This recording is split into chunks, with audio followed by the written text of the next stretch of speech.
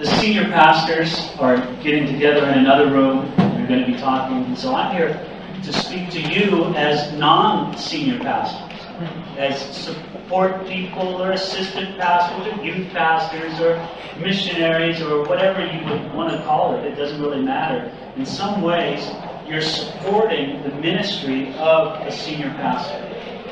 I feel that I have a unique vantage point from which to speak to you about, because I have quite a bit of experience in different pastoral venues, if you will. Let me kind of explain to you my very unusual story. I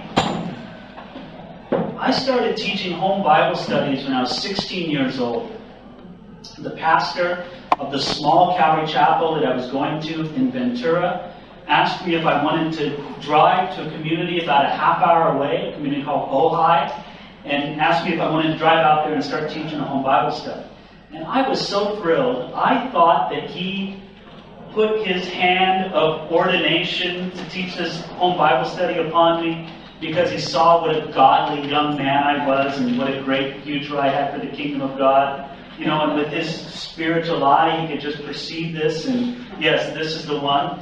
And I came to find out that he was teaching this home Bible study, and he was just tired of making the drive out there every week. And I had just got my license in a car, and he knew that I'd be thrilled to do it. And so it was reasons for nothing more spiritual than that he asked me to do it. But I got to start in doing ministry very early because of that. I was teaching home Bible studies when I was 16. And I served in that small Calvary chapel, and then I went away for the brief Bible school program that Calvary Chapel was offering at the time, up at the Twin Peaks Conference Center. At that time, all they offered was one 3-month semester that they repeated 2 or 3 times a year, and that was it. And so I took that 3-month little Bible course and came back and was teaching home Bible studies. But when I was 19 years old, myself and another gentleman merged together 2 home Bible studies, and we started Calvary Chapel of Oxnard. And that was a unique experience for me. I was only 19 years old when we had our first service there of the church. And the other guy wasn't much older. I guess he was about 24 or 25. And there was something unique about our arrangement, something I don't recommend at all. I mean, it was just the way God had it for us at that time. But we had, first of all, we weren't a church plant out of anywhere else. So we didn't have anybody like helping us or discipling us in ministry or mentoring us. We were just kind of out on our own. And the other thing was, I mean, I was 19 and he was 24 or 25. Now, when you're 19 and starting out in things of ministry, you think you know everything. But I look back now with horror and realize, I mean, I didn't know anything. I knew less than nothing starting out in ministry at that time. And we decided to do it in a different way. We were probably both afraid to step forward and say, I'm the senior pastor. So myself and I, Lance and I, we started out in an arrangement where we were co-pastors, where we just shared the pastoral leadership. And it was very interesting for us. For us at that time, it worked very well. We both were very young and inexperienced in ministry. Having 2 young and inexperienced people was actually better for us than just one, because we kind of helped each other out a lot. But as the years went on and we developed in our spiritual maturity and our ability to minister, it started getting to the place where the church had 2 senior pastors. And that was not good. And we saw it. We perceived it. And we just kind of said, you know what? This isn't good. This church needs 1 senior pastor instead of 2 of them. And after praying and seeking God about it, we decided that Lance was going to be the senior pastor and I was going to be his assistant. So, beginning in ministry, I was just a home Bible study leader. Then I was one of 2 co-pastors. Then I was an assistant pastor to a senior pastor. And then I went off and started a Calvary Chapel in a community about 30 or 40 minutes away from Oxnard called Simi Valley. And I started Calvary Chapel of Simi Valley there, and I was there for 14 years. And so I had the experience there of being a senior pastor for a long time. And then God called us to the mission field. Unexpectedly. As I had thought and prayed about maybe God leading us out to the mission field before, I had kind of assumed that it would be to start a Calvary Chapel somewhere in Europe, and that God would lead me to do that, and that I would just continue as a senior pastor just someplace else. But that's not how God led us. He led us to come out and start the Bible college in Ziegen, and so really I came to serve and to help Pastor Nick, and I came under him again. So again, I tell you, I speak from a very unique perspective, having been a home Bible study leader, a co-pastor, an assistant pastor, a senior pastor, and now, I don't have the title of an assistant pastor at Calvary Ziegen, but I'm a support person to Nick. That's very much how I see my role there now.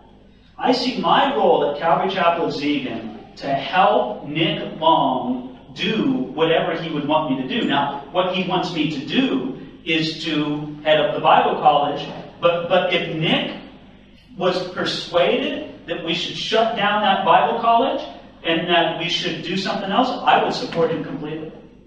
My job is first of all to make sure that I don't do anything that would damage the ministry there at Calvary Chapel of Ziegen. And so I think I have a good perspective to speak to you about this whole business of being a support person, of strengthening the hands of the pastor that you work for. And I hope to just share this with you, and then we will take whatever questions and answers that we have. Open up your Bibles to the book of Numbers, chapter 11. The people were complaining. Not unusual for the Exodus journey. The people complained a lot. And chapter 11 is no different. If you look at the beginning of the chapter, it says, "Now when the people complained, it displeased the Lord, for the Lord heard it, and his anger was aroused. So the fire of the Lord burned among them and consumed some in the outskirts of the camp. Then the people cried out to Moses. When Moses prayed to the Lord, the fire was quenched. So he called the name of the place Taberah, because the fire of the Lord had burned among them. Now the mixed multitude who were among them yielded to intense craving. And so the children of Israel also wept again and said, 'Who will give us meat to eat?'" And then they go into this business of remembering how great it was in Egypt. Isn't it amazing to read passages like that? To read the children of Israel talking about how great it was for them in Egypt. You can only understand it if you understand sort of the spiritual insanity that comes upon every one of us. Yeah, how could any one of us think that it was better for us in the world? But sometimes we entertain this idea.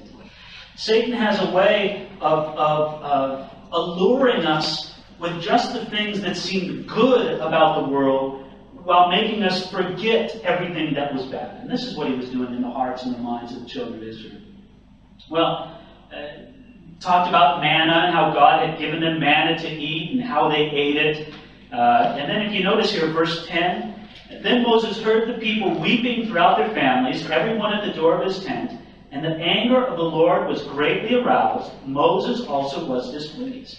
So Moses said to the Lord, 'Why have you afflicted your servant? And why have I not found favor in your sight, that you have laid the burden of all these people on me?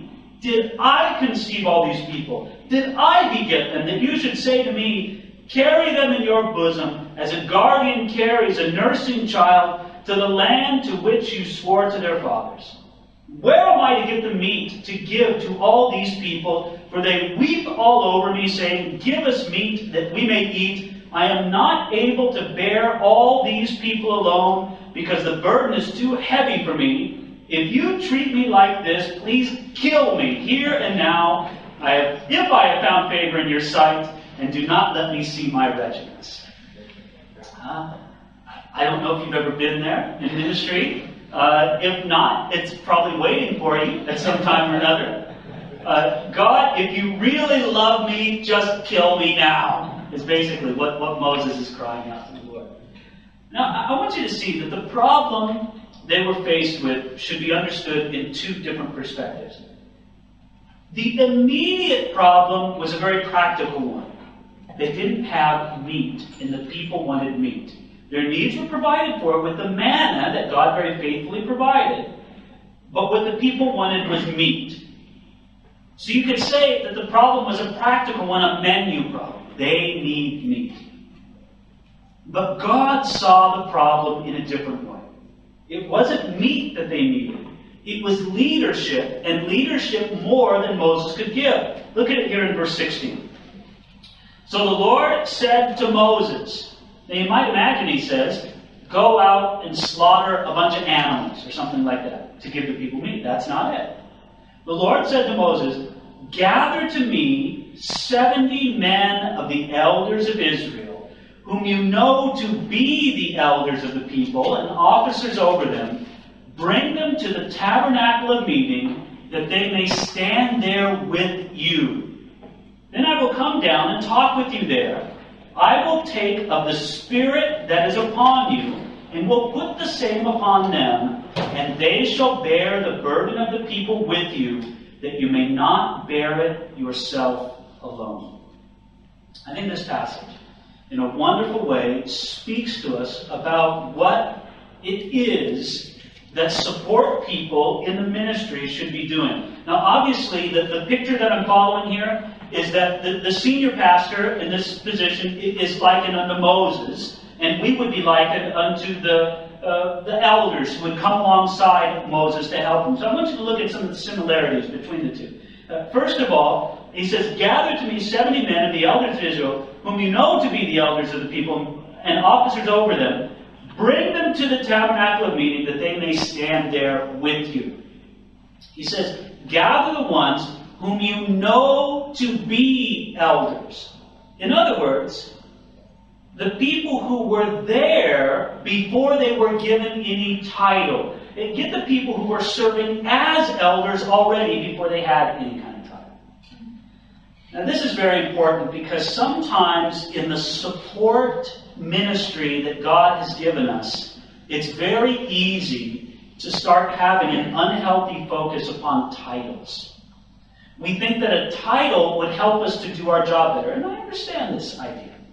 The idea is, well, you know, if I was ordained as a pastor and an assistant pastor, that would give me more respect in the eyes of the people. Or it would give me more name. You know, I want you to get that thought out of your mind. Your ability to support and to serve the pastor that you're working with really has nothing to do with any kind of title that you may or may not have. Your job is to be doing the work that God has given to you, and forget about the title. Now, maybe your pastor will see it and perceive that you should have some kind of title. Maybe yes, maybe no. I just want you to think that for you and the purpose that God has given you to do in the ministry, you should regard it as irrelevant whether or not you have a title. It's unimportant.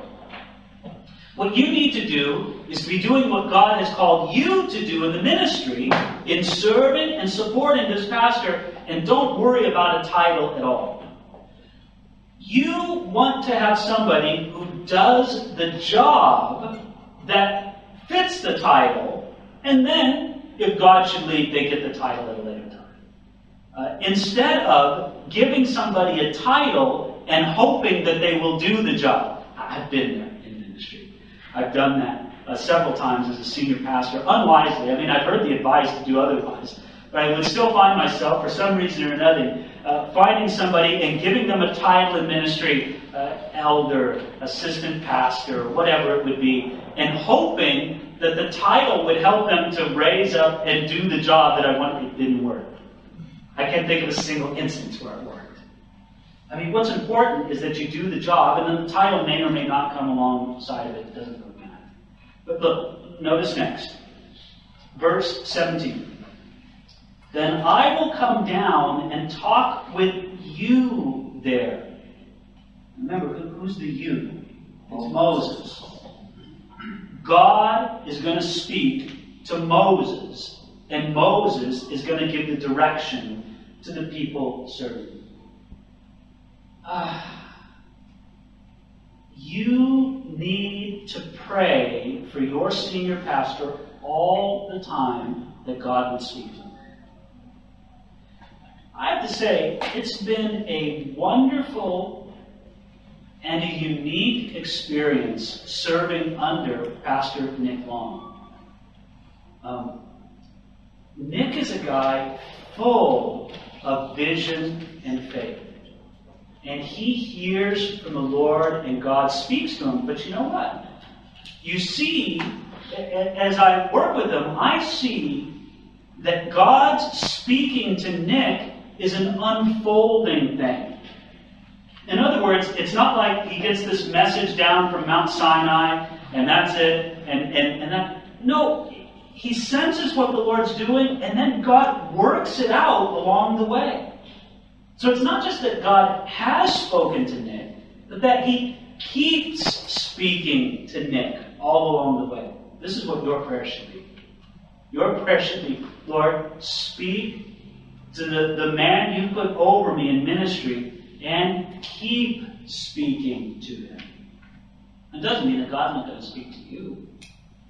But it means that this guy needs to be hearing from the Lord. Now, one of the real frustrations that you're going to have is there will probably come times in your ministry when you feel that the man you're serving under isn't listening to the Lord, or that he should listen to the Lord better. You know what? Let God worry about that. I served the majority of my years in ministry as a senior pastor, so I know what that's like. And I've served enough time as a support person or as a, assistant, whatever you would call it, to know what that's like. Let me tell you, it's easier being an assistant. It really, really is. Sometimes, honestly, I feel guilty. I feel guilty in the position where I'm at right now. Because, you know what? At the end of the day, man, it's God's problems and it's Nick Long's problems. It is. I'm just here to hold up Nick's hands. And I have to tell you, without joking around, I pray, I say, Lord, do I have it too soft? Do you want me to step out and be a senior pastor again, but I'm not listening to you because I'm just enjoying this.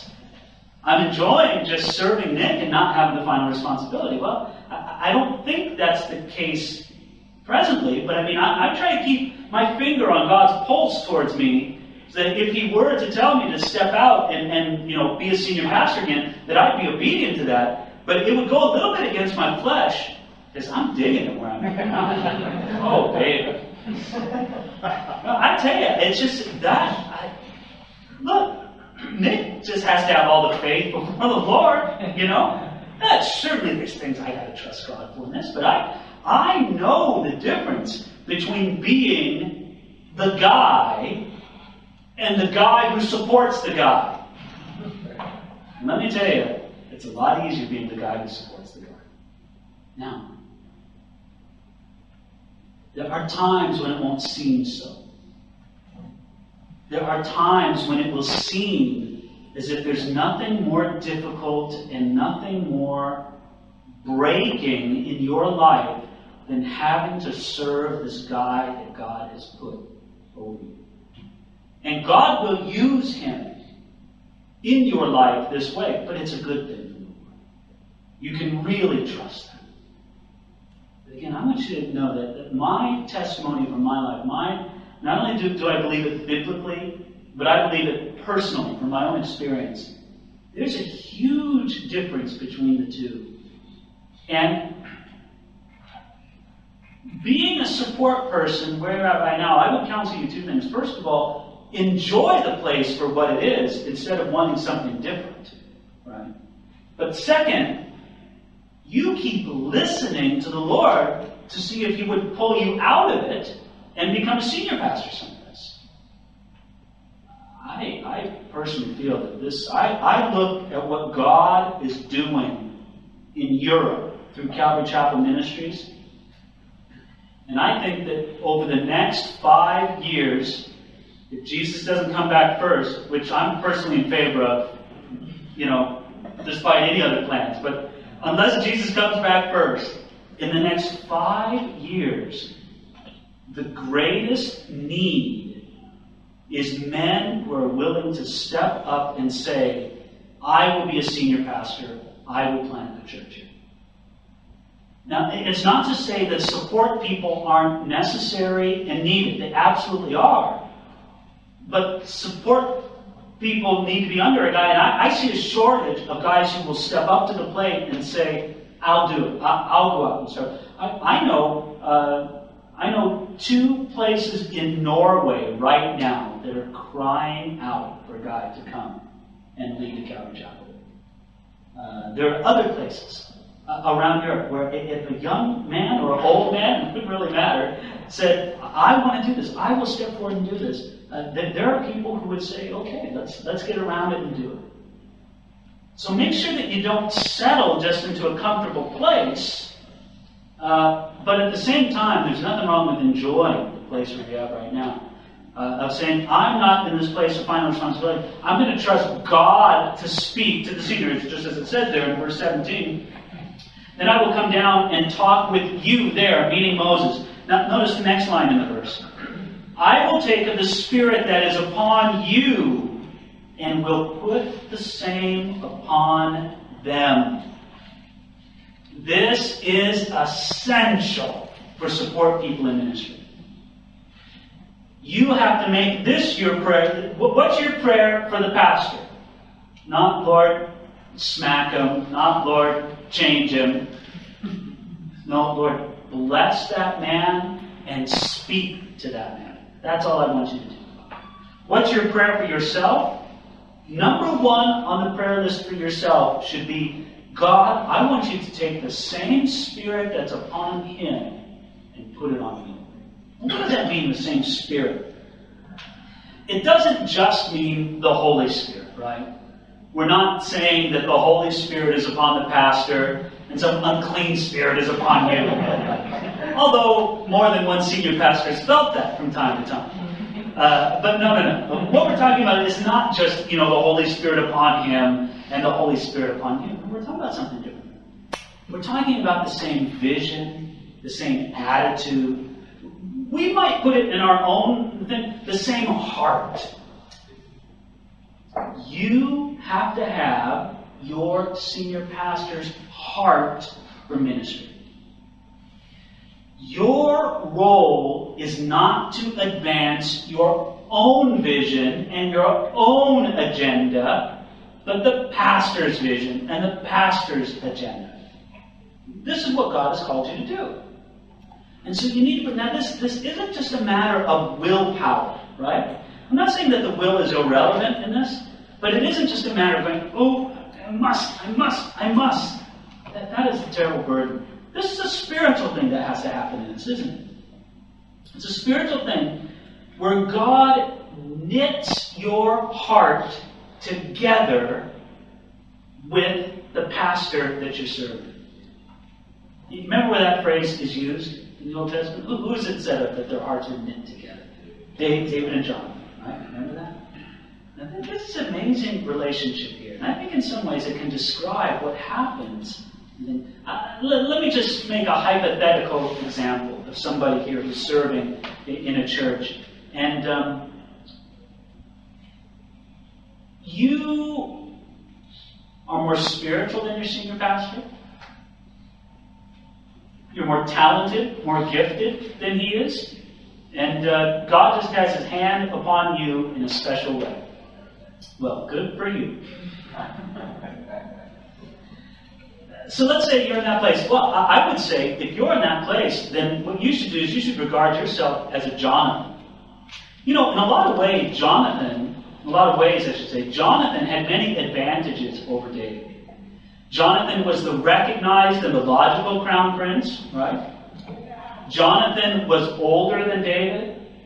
Jonathan was a mighty warrior, in a lot of ways more accomplished than David in a broad sense, or at least at the same period of time. And I would say another advantage that Jonathan had was Jonathan was a very godly man, right? And yet God said, I want David, and not Jonathan. David is going to lead this people and not Jonathan. Now, if you were Jonathan, how would you react to that? If you were Jonathan, the logical reaction is, Lord, no way.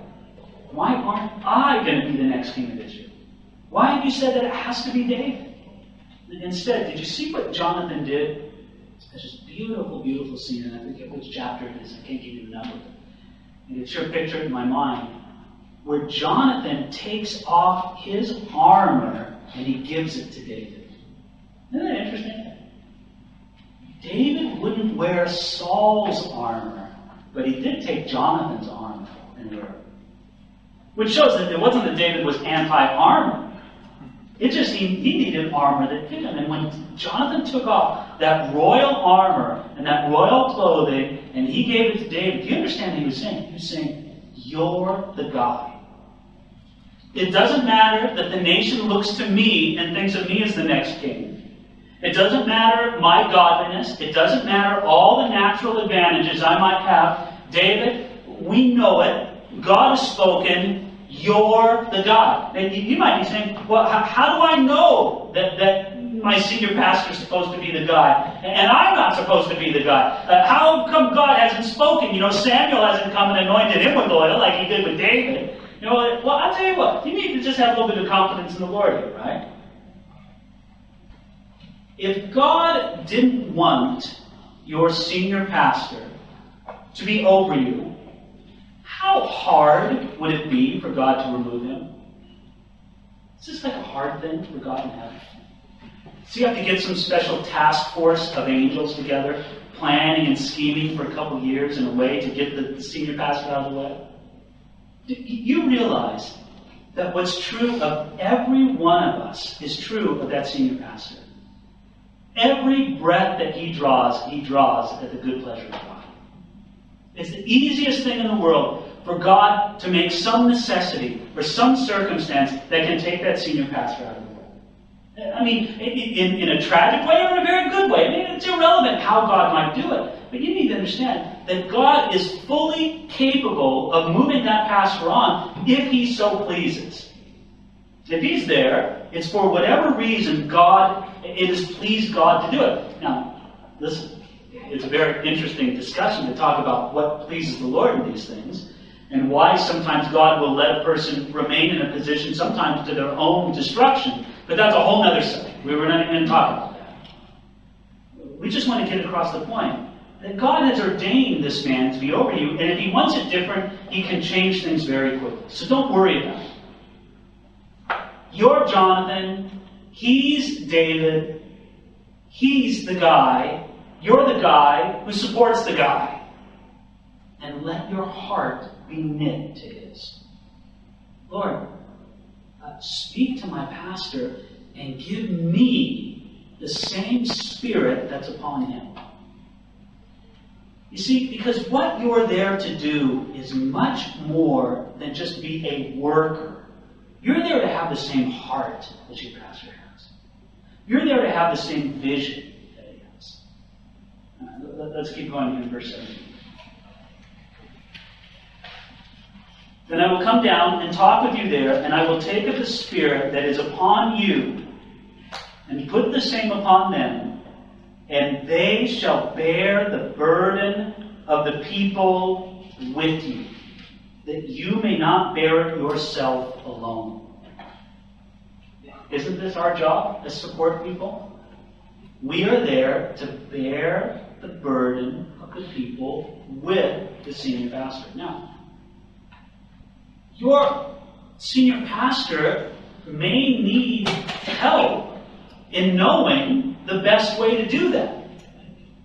You say, well, how do I help him do that? I'm not here to tell him what his business is. My simple suggestion is that you would just suggest to him things that you can do. Would you like me to do this? Would you like me to do this? Yes or no? Whatever you want me to do, one way or the other. But if you see ways that you can help, that you're not helping right now, then offer it as a suggestion. You also need to get a feeling of where your senior pastor is at as far as how he wants you to function in ministry. Some senior pastors like to keep a very, you might want to say, tight control over things, and they really want you checking back with them a lot and giving them feedback and a lot of direction from them. Other senior pastors want to get you started and let you go. You know, I'm not saying one way is right or one way is wrong. It's just different. But you better get a read on how your senior pastor's attitude is and just function along with that. It can be hard, right? You have guys who desperately want more direction from their senior pastor. I just wish you would tell me what to do. And then you have other guys who are like, oh my gosh, will you cut me a little slack and not tell me how to do every little thing? Well, let me tell you something. It's just like marriage. Whatever the strengths or weaknesses are in the person you're working with, whether it be a senior pastor or your spouse, whatever their strengths or weaknesses are, God has ordained them for a purpose in your life. Now you can kick against it, right? And say, oh, I just wish he was different. If he was different, everything would be better. This is, of course, the same thing that your wife is praying, right? You think that the answer is in him being different. I'm telling you, that's not where the answer is. The answer is, in number one, you just supporting that man with everything you have, and then God speaking to him, and you having the same heart as him. I found this to be true in marriage, very much so. I was really convicted many years ago to come to the understanding that I had an unspoken prayer in my marriage. Now, I was too spiritual. I mean, I was a pastor, so I was so spiritual that I knew not to pray this out loud. But as I looked in my heart, this was my heart's prayer. My heart's prayer in my marriage was this: oh Lord, bless me and change my wife. Again, I was too spiritual to actually pray those words, but you know, that's where my thinking was.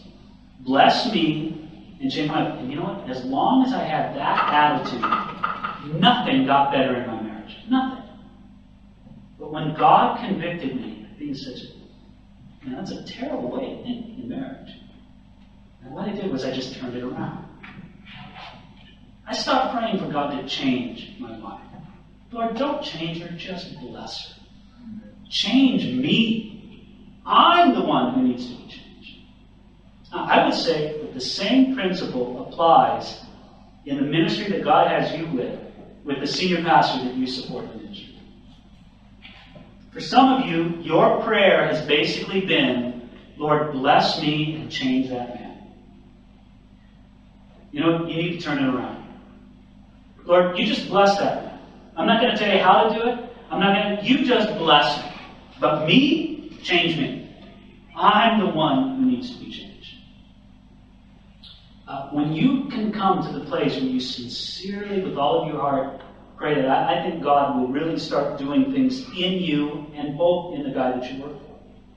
And again, to realize that other principle for marriage, and I'll repeat it again because I think it's so important. Look, my wife, Inga, she is a remarkable and a wonderful person. I mean, she genuinely is. I know she's not perfect. I know that she has flaws, and few that they are, especially in comparison to me. There are some flaws in her. You know, there are areas where she needs to grow and develop in her character. She's no doubt much further along than I am, but she's definitely not perfect. But this is what I realize. She is perfect for me. That even the things that God is working on in her life, those things are divinely appointed for my good. Now, it's the same in the relationship that you have with your senior pastor. I'm not telling you for a moment to shut your eyes and to pretend that this is some kind of perfect man. We're all too grown up for that, right? But I am trying to say this, that whatever flaws are in this man that God has called you to support, those flaws are divinely ordained by God for you, for your good. God has something that He's working in you through those flaws. Now, maybe not forever. And maybe there come a day where God says, okay, now it's time for you to move on. But no, if God has you there, He has you there for a purpose. And it's divinely ordained, even His flaws. They shall bear the burden of the people with you, that you may not bear it yourself alone. Get a read on what kind of person your pastor is. Some of them will not ask you to take a burden. They want you to ask. If that's the kind of guy he is, then you ask. Then you ask all the time. Others of them are quite free in telling you. Now, you need to have this dual communication with them, right? You need to be able to answer back if they're asking too much of you. You need to just be able to explain this. And say, well, I can do this, and I can do this, but then I can't do that. Or I can't do it very well. What would you like me to do? You know, I can do all of these things, let's say on a scale from 1 to 10. I can do all 3 of them at a level 5. Or I can do 2 of them at 8. What would you prefer? This kind of very honest feedback, because I know one of the things that many support people struggle with is they feel overwhelmed by the stuff that the pastor keeps putting upon them. You understand that your job in bearing his burden is to very much take whatever it is that you can, but you're not serving him to take things and do a poor job with them. That's not serving him at all. Here's another thing that you need to have an eye for, is for you to continually be looking for people to train in leadership yourself. And here's my question for you. Let's say that you're an assistant pastor for somebody, there at a church. Who are you raising up to help you? Who are the people that you're leading and guiding, like your senior pastor is leading and guiding you? Maybe you could do more of what your senior pastor expects you to do if you discipled some leaders to help you. This is such a key thing in ministry, is being able to raise up other leaders. Now, sometimes you'll be serving with a senior pastor who has a great vision for this, and he's always discipling leaders. But whether or not your senior pastor has a big vision for this, you should have a big vision for this. The more people that you can get to help you do your job, the more burden you can take off your senior pastor.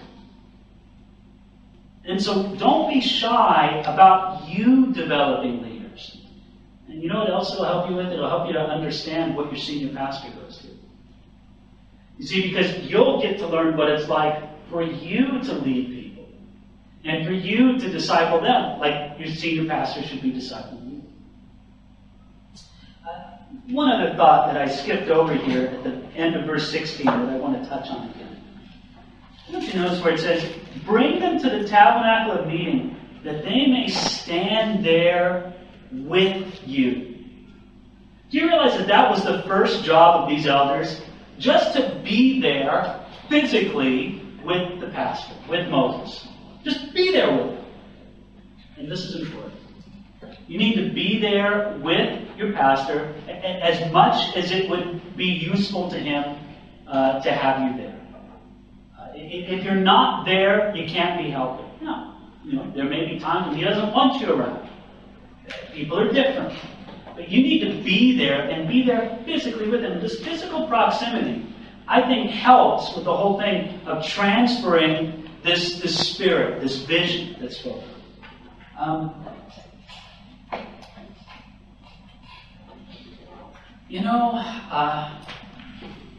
It's really good for you to pray with your pastor as much as you can. And, the last thing you want to do is put another burden on him, another thing on his to-do list. But you should let him know that you're available for that anytime he would please. And that you're willing to do things different in your schedule to make that happen. You know, if he's a morning person, he says, yeah, I would love to pray with you. Let's get together at 6 in the morning. Oh, well, I don't really want to do it then, Pastor. No, you should have that heart, that open heart to do it. You need to make yourself available, but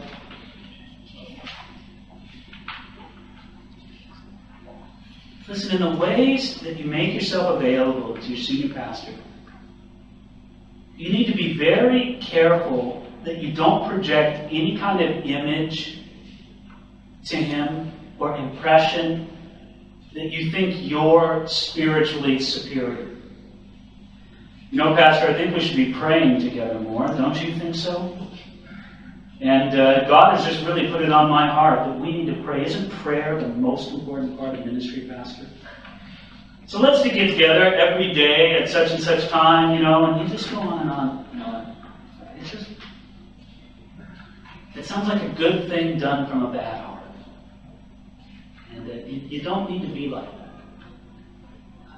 Look for those times, value to make the most of them. I want you to really appreciate them. That your senior pastor has burdens and pressures and attacks that you don't. Now, I will say that the other is true. There are things that you experience in ministry that he doesn't. This is very true. You do have different positions, different roles. But speaking from my perspective on having seen both sides, I would say that your position is easier. And so rejoice in it. Be happy with it. Do the very best you can with it. But remember that you have a special responsibility to not be a burden upon your senior pastor. You know, they say the basic principle for a doctor, for a physician in the medical service, is first, do no harm. You ever heard about that? That's the first thing that you should do for your patient, if you're a doctor, is not make them worse. Well, that should be your attitude towards serving your senior pastor. First, I don't want to be more of a burden. I want to lift burden from him, not put burden upon him. That should very much be your attitude towards serving him. And ask God to show you if perhaps there are some ways. Well, what's very interesting about this whole occasion here is if you take a look at verse 18. Then you shall say to the people, consecrate yourselves for tomorrow, and you shall eat meat. That's a whole interesting thing about how God gave them meat. The quail came, they bit into it, it became bitter in their mouth, all this stuff. Very interesting. But what I want you to see is that what everybody would have looked at and thought was a food problem was actually a leadership problem. The quail came and went very quickly. The leaders stayed. I don't know what difficulties your ministry is facing right now. There's probably some. God always has some challenge for us to face in ministry. I want you to look beyond what the immediate problem is and say, okay, beyond the immediate problem, God, what's the eternal thing that you're working on? What's the leadership dynamic that you're trying to build in the leaders here? Do you know why God has a lot of you in ministry? You thought it was because God was looking for the spiritual elite, to come and to call to His service. No, that's not really why God has called you to ministry. I think the number one reason why God calls us to ministry is He knows that there are things in our personal relationship with Him that won't be addressed in any other way than by putting us in ministry and making us rely on Him in the special way that ministry makes us reliant. The number one reason why God has you in ministry is because He loves you and He wants to have a very personal, wonderful relationship with you. And so the trials that He puts your way in ministry, especially as a support person, all get back to that thing of driving you to this closer relationship with Him, or it should. If it doesn't, then you might find yourself facing the same problems again and again and again. Honestly, guys, is this some of your place in ministry? You keep finding the same things coming back to you again and again and again in ministry?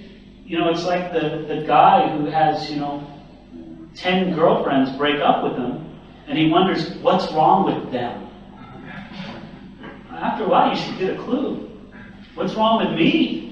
God, what do you need to work on in me? Which brings us back to the prayer that we should all be praying. Lord, speak to my pastor, bless him, and change